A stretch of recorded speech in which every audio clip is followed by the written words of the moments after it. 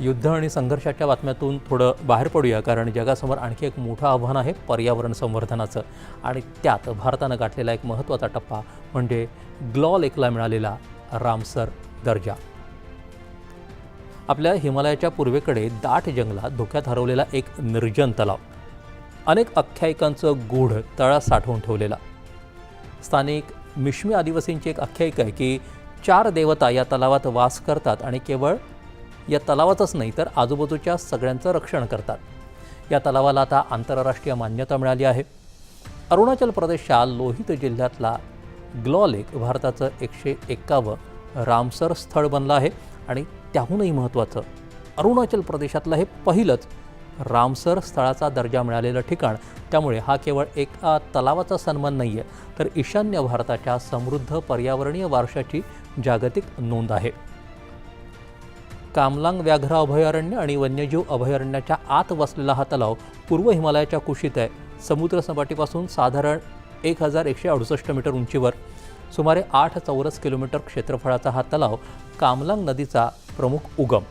पर्वतातल्या बारमाही झऱ्यांनी सतत तुडुंब असा हा तलाव 150हून अधिक वृक्ष प्रजाती आणि 49 ऑर्किड प्रजातींनी वेढलेला आहे.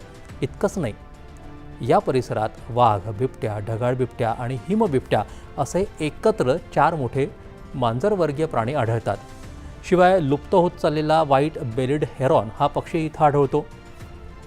थोडक्यात ग्लॉ-लेक हे जैवविविधतेचं एक दुर्मिळ भांडार आहे. हा केवळ जलाशय नाही तर संपूर्ण जैवविविधतेचा जिवंत खजिना आहे. अरुणाचल प्रदेश हा भारत-चीन सीमावादाचा केंद्रबिंदू. चीन आजही या प्रदेशावरती दावा करतो, त्याला झांगनान असं म्हणतो.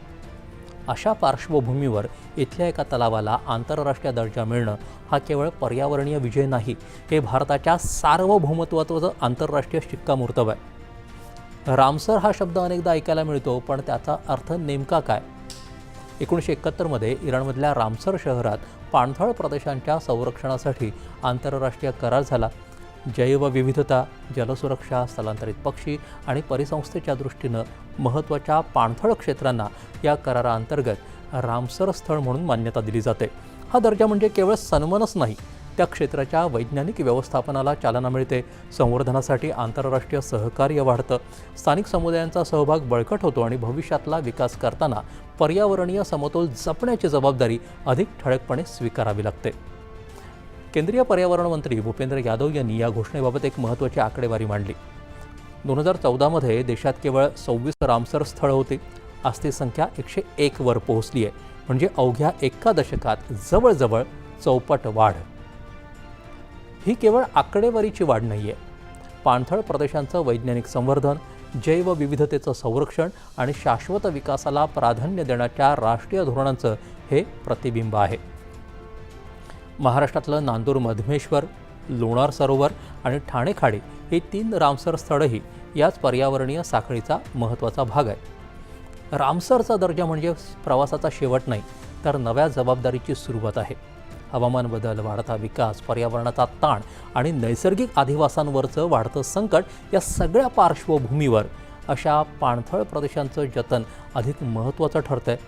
ग्लॉ-लेकला मिळालेली ही जागतिक मान्यता एका तलावापुरती मर्यादित नाही, ती भारताच्या पर्यावरण संवर्धनाच्या वाटचालीला मिळालेली आंतरराष्ट्रीय पोचपावती आहे.